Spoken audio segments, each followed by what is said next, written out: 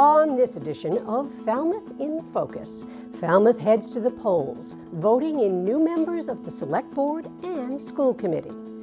The ribbon is cut on our town's newly dedicated Veterans Center, and the doors are open to those who have served.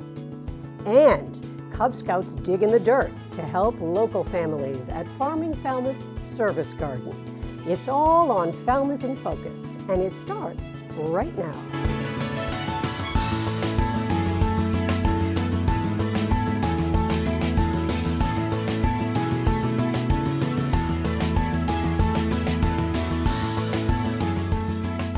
Hello and welcome to Falmouth in Focus, our bi-monthly roundup of local events and FCTV member engagement with the community.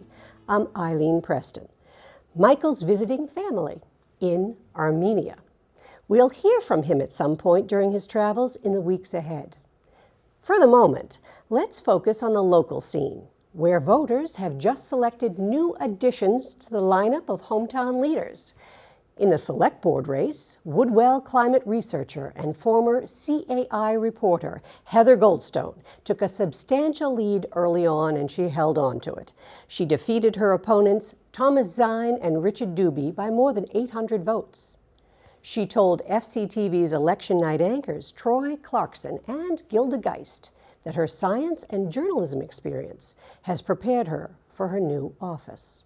It's really about a skill set of being able to encounter new information, being willing to dig into data, get into complexities, really get in deep and try to understand an issue, and then being able to pull back up and say, okay, so what do we know? What don't we know? What do we need to know to make a good decision? And really come at it from that perspective. And I think that's the skill set that my graduate career and time in science really developed. What does day 1, day 30 look like for you? Day 1, I would say, is relationship building with fellow members of the Select Board, getting to know folks in Town Hall a lot better. And every day from day 1 on, in my mind, is asking a lot of questions. It's learning about the issues, learning about the people involved, learning about different perspectives, and how we can try to bring those together in the best way to move Falmouth forward. In the election for school committee, incumbent Kelly Welsh won re-election, and Glenda Cohen and Katrina Nevin each won a seat on the committee. The Proposition 2.5 exclusion to allow for the repair of the North Falmouth Elementary School roof was approved overwhelmingly with a yes vote of 4,048 and 1,266 opposed. When FCTV spoke to Town Clerk Michael Palmer before Election Day, he said he was interested to see whether early voting opportunities would increase the overall turnout. Speaking to FCTV CEO Debbie Rogers on election night, our town clerk said that did not appear to be the case. I think people have just used a different method to vote. The same people that were going in person to vote are now utilizing early voting. And I would like to see data where we have a larger increase. A 15 to 20% in town elections is not a great turnout, but that's been pretty consistent, depending on the races, depending what's on the ballot. That's been a pretty consistent, anywhere from, we've had as low as 10% up to 25%. And not necessarily an issue with just the town of Falmouth. It's a nationwide. Local elections, they don't get the turnout that the federal elections, especially presidents, and they spend billions of dollars on advertising that drives the election. Maybe that's it. I don't think any of our selectmen's candidates are spending $1 billion on advertising. So that's getting people out to vote and realizing that, they're spending your property tax, and there's a reason to come out and vote, because those select boards have a big input into in the direction the town is and how we're spending that money. Michael Palmer oversaw the process of early voting here in Falmouth. It's a much more complex process than the simple day of elections that took place in the past. But the poll workers who put in the hours to make it happen say it's worth it because it makes democracy accessible to a wider range of citizens. FCTV took a closer look. Early voting in person and early voting by mail have really changed the complexity of running elections, and it's quite a process. I love being a part of the process. I get to see democracy in action. It's all part of making sure everybody who wants to vote gets to vote. I started doing the early voting when it became available in 2016. Back in the beginning, there'd be 12 or 14 of us stuffing envelopes, and things have gotten more organized. It's easier, it's more self-contained, but it's still very laborious. You used to go in, you used to take the ballot, put it through the ballot box, and now there's an application. The application has to be processed, and we have to mail you a ballot. You have to mail it back to us, and then we have to take it out of the envelope, and then we have to record it, and then we have to come here and take them out of the envelope and then put them through our high-speed tabulator, which stores the results until election night. We don't have access to that data until election night. Today, did we say we had 1,500 ballots to work on? Yes, okay. 1,500. During the COVID pandemic, very few people wanted to be around other people. And now, more recently, a lot of people have been turned away from the process just because of harassment. And we felt that it was our duty to continue to participate because a lot of people are no longer doing it. I've never felt unsafe. I've never felt at risk of anything.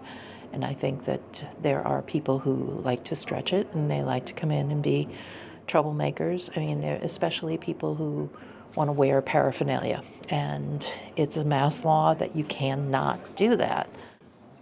I just love seeing what they care to vote on, what they don't vote on, and also how they vote. One person would show up and hand in his or her ballot on the day of the election, even though they could have brought it in earlier, but they don't believe it's real unless it's that day. Or some people still can't do a mail-in. They think the only way to really vote is to be here and do it in person. We don't see any kind of concern doing early voting. We help them as much as we can, and they leave with a smile. FCTV member organization Joe Q Veteran Coffee Break has a lot to be proud of right about now. They've just cut the ribbon on a newly rededicated Veterans Center on Dillingham Avenue. That was at one time the town senior center. FCTV headed over to check out the new digs and see what's being planned to give something back to veterans of all ages. I'm Carissa April.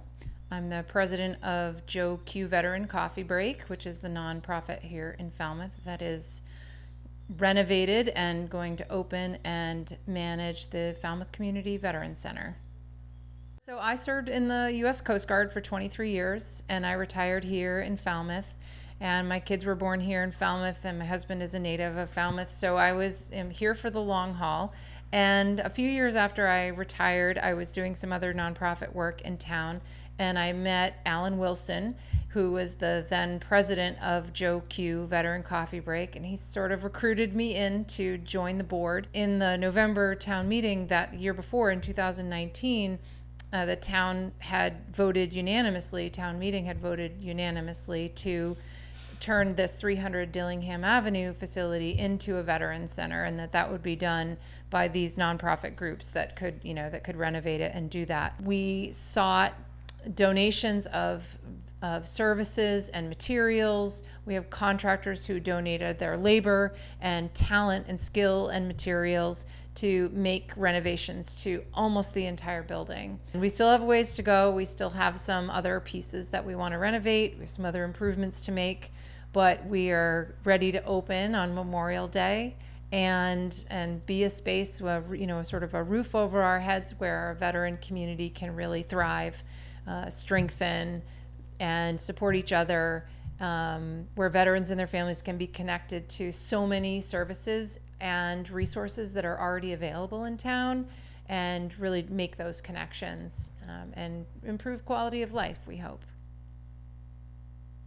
My name is Alan Wilson. I am a disabled Vietnam-era veteran and have been a member of the Falmouth community since 2004.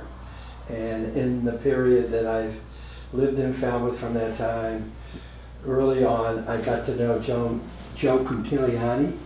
We got to have a lot of conversations and coffees and talks with other veterans. And through those conversations and get-togethers, Joe came up with the idea of having coffee breaks for veterans and family members in Falmouth. Every time we did that, we always had a great response, and a lot of people really enjoyed it. They enjoyed it for one, the camaraderie, but just as importantly, we were able to, Joe had an expertise in how to negotiate and to work through the VA system to help people with different benefits. And he helped a number of veterans receive the proper benefits in a very fair and judicious way. And soon, before we know it, after a year and a half, this became something that everybody looked forward to and really motivated people to come. And then we started having people bring their wives and their significant others and others. So it became a really important meeting point for veterans in the Falmouth area. This was really a very, very satisfying and enjoyable experience that both Joe and I involved, and we gradually got bigger and better every year, every month we did it. The point we want to make when anybody that walks in the door is this is for you, and this is a first-class facility, and we want you to have pride in this facility. I think there's something that's almost hard to describe and define and kind of put your finger on the importance of that shared experience. We've already seen, before we're even open, we've already seen conversations happen where people realize that they're kind of tapping into the camaraderie that makes it a safe space to have some of these conversations. I think we don't even know yet how important this space is going to be to creating and cultivating and nurturing a community of veterans and their families. One thing that we're really excited about is the idea that you will come for coffee, stay for conversation, and create community here in the Falmouth Community Veterans Center. Time for a quick break, but in just a moment. An heir to a fortune tells a Falmouth audience why he gave most of it away. Hi, I'm Bob Catcher. I'm the director of the Cape Cod Moonlighters Big Band. We've been entertaining audiences on Cape Cod since 1989 for dances and concert. We are performing May 31st at the Bourne VFW post in a fundraiser to beautify buildings and grounds at their post. We're going to be playing a program that has patriotic medleys interspersed with a lot of music from the 50s through the 2000s that feature big band arrangements of music that people will know and love and recognize. We're an 18-member band, 17 instrumentalists plus a vocalist. Some of our instrumentalists are great musicians, and some of us are amateurs. We have people who've recorded in New York and Los Angeles and played on Broadway. And then there are people like me who are just plain amateurs, who have fun playing, who love the music, and want to see it kept alive, the instrumentation kept alive, the sound kept alive of the band. We hope to see you then. It's happening at the Bourne VFW on May 31st, 6 o'clock to 8 o'clock.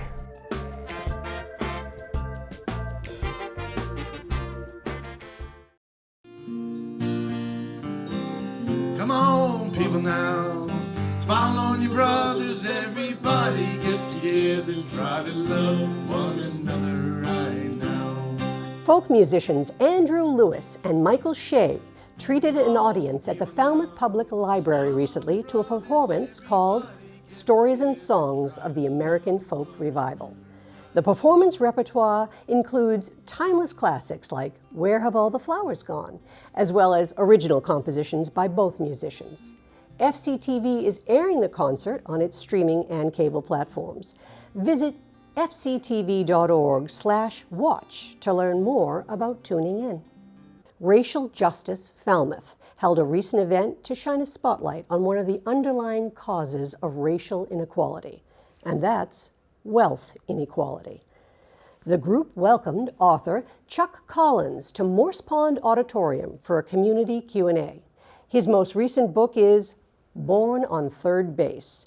A one-percenter makes the case for tackling inequality, bringing wealth home, and committing to the common good. Collins is the great-grandson of Oscar Mayer, who founded a hot dog company you may have heard of. Despite growing up in extraordinary wealth, Collins gave much of his fortune away and began researching issues of privilege and wealth inequality. You know, J. Paul Getty, the oil baron, was once asked, "How do you become wealthy?" He said, "It's really simple. We can do a poll today. Get up early every morning." How many people got up early this morning? Work hard all day. Even if you're retired, you're working a little bit. Right? Number 3, J. Paul Getty says, find oil. But when people look at these stories and statistics about inequality, what they think, many people think is, well, some people get up early. Some people work hard all day. Some people take risks and deserve rewards. That story is so powerful that I have spent the last 20 years of my life figuring out how do we disrupt this narrative of deservedness, to bring some nuance or complexity into it. So we understand, yes, what everyone does matters. Individual choices, behaviors matter.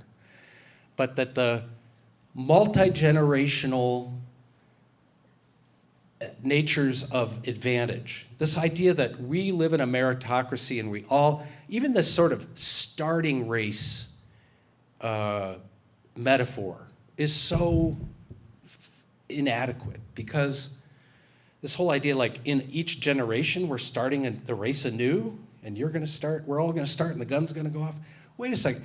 And my own life is to say multi-generational advantage. What, parents, children, down the line, is like a mighty tailwind. You can see the full Chuck Collins event on our cable and streaming services. Check out fctv.org/watch to tune in. Troy Clarkson had his evening in the spotlight recently when the Falmouth Chamber of Commerce named him Citizen of the Year for 2024. Oh, say does that star-spangled banner yet wave? He began by leading the room in the national anthem. And then, prominent members of the community celebrated his successful battle against addiction and his generous involvement in local causes. At an early age, I learned that a simple act of giving time to another costs nothing, but is priceless. As you heard earlier, at home growing up, there was always an extra seat at the table, generally filled by someone who needed a helping hand. People of varying abilities always filled those seats, including family friends, foster kids, and others who just needed a hot meal and a warm heart. This doesn't count, I didn't cry. My mom, Donna Stone, was the first who taught me the importance of giving back. We didn't have much back then, but we still gave, and that's an important lesson for everyone in this room. Mom, this award begins with you. Thank you for showing me the way.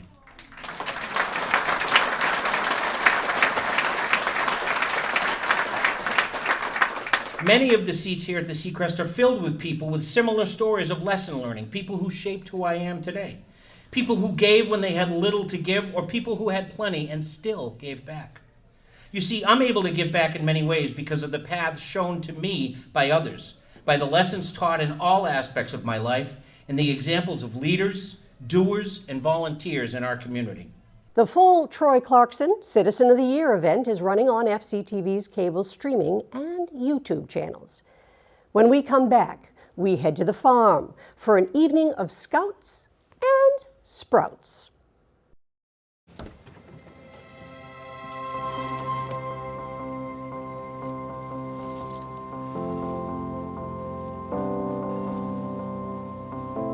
The impact of a meal goes well beyond feeding our bodies.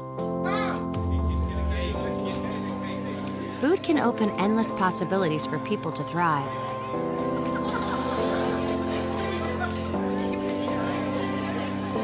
Because when people are fed,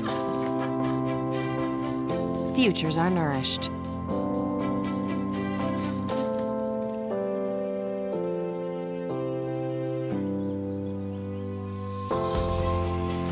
Everyone deserves to live a full life.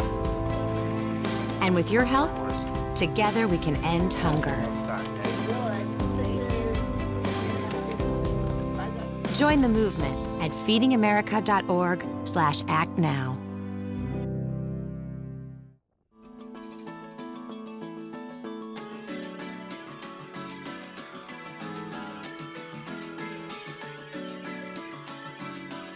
The Falmouth Education Foundation has been supporting innovation in education for years. The foundation says teachers, parents, and supporters love the results. But what about the kids themselves? To show what FEF-backed experiences look like from a kid's perspective, the foundation took a simple step. They gave the kids the cameras. Here's a closer look. They're so good. Yeah. Julia. Is there a lot of Julia is insane. Oh my god. This is literally like, I love all musical theater, and this is like the most entertaining thing I've ever watched. 3, 2, 1, go!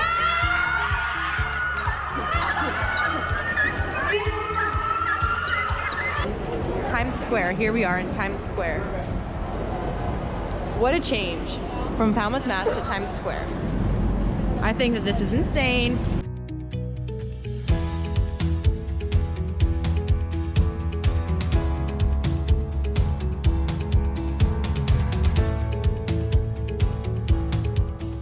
Buongiorno. Buongiorno. Everybody say hi to the vlog. Everybody say hi. Everybody say hi. We're at MoMA and we're gonna go look at art and we need to find a piece that we really like a lot.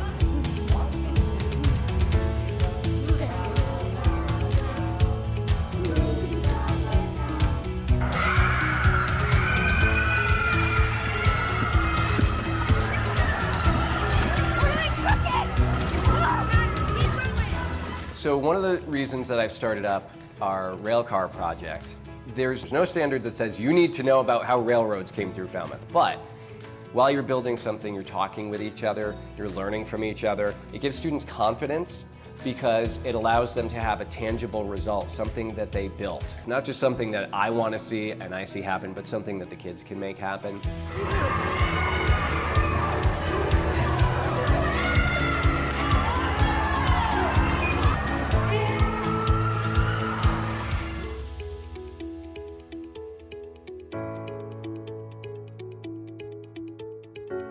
I wrote this grant for FEF. It was conscious discipline. It's adult first method. So adult first means that rather than going to a student who is dysregulated, who's having challenges with something, and asking them to regulate when the adult is themselves dysregulated, the adult first needs to work inward and figure out, what do I need and how can I regulate so I can be there for the student. So from a child's perspective, kids are learning how to understand how their body might be feeling in certain situations. If they're starting to feel anxious or scared, nervous. It could be in the music room when we're playing a game and someone doesn't get a turn, they might be feeling upset or even angry.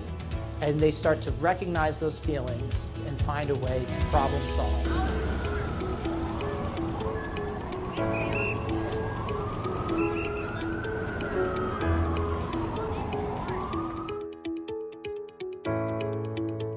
The trip was Ekphrasis. It's funded by the FEF. We called it Ekphrasis 2.0 because we went to New York City rather than our usual Boston trip. So you get to New York and you're surrounded by so many languages and so many cultures and so many people and so many smells and so many things to see and do. And it's just good for them to have a little capsule of that and put it in their pocket and bring it back to Falmouth. I've never felt more alive than today. Any last minute thoughts about the trip? It was perfect. I had a great time. Hey, for our Eccrisis log, how are you feeling post-Eccrisis? Oh my god, I'm feeling so good. Very emotional. I'm ready to start these sketchbook pages. Okay. Anyways, we're excited for the Broadway play. We just got pizza and it was really good. For me at least, I feel like it's been really eye-opening. Like, we went to MoMA and there were a lot of pieces of art, which like, at first I would have felt kind of like, what is this? But now, like, since I'm thinking about it from a more artistic standpoint, that was my first musical I've ever been to and I loved it.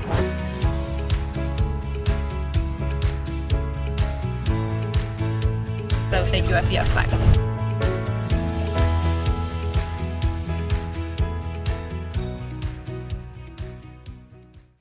FCTV member organization Farming Falmouth hosted a little visit by local Cub Scouts recently at its service garden.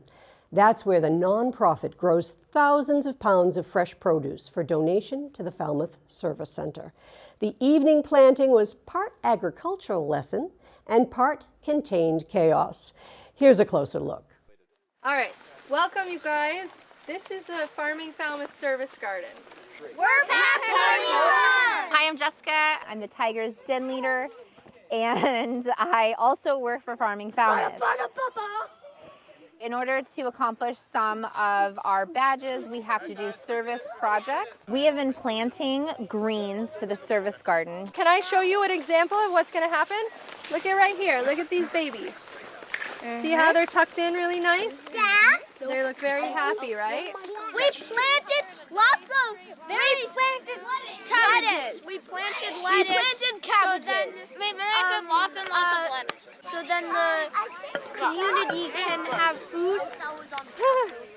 Chaos and carnage.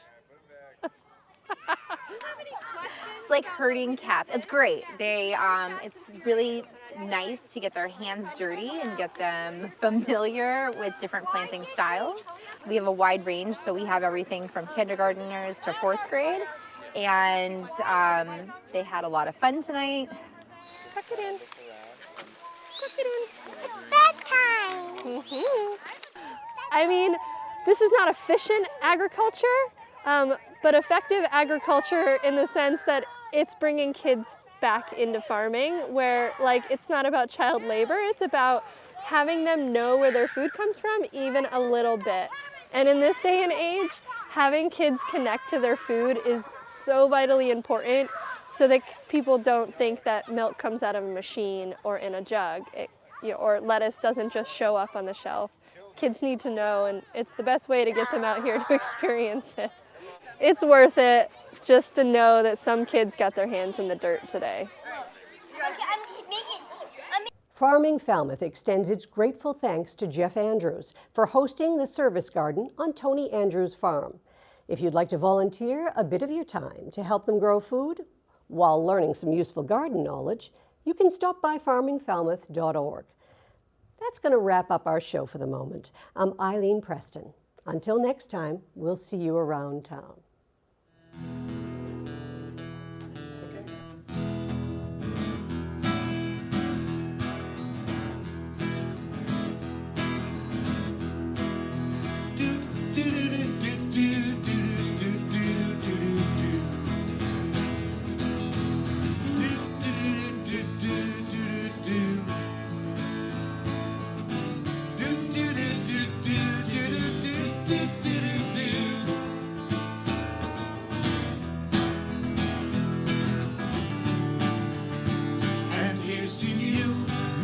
Robinson, Jesus loves you more than you will know. Whoa, whoa, whoa. God bless you, please, Mrs. Robinson. Heaven holds a place for those who pray. Hey, hey, hey. Hey, hey, hey. We'd like to know a little bit about you for our file. We'd like to help you learn to help yourself. Look around you, all you see are sympathetic eyes. Stroll around the grounds until you feel at home. And here's to you, Mrs. Robinson. Jesus loves you more than you will know. Whoa, whoa, whoa. God bless you, please, Mrs. Robinson. Heaven holds a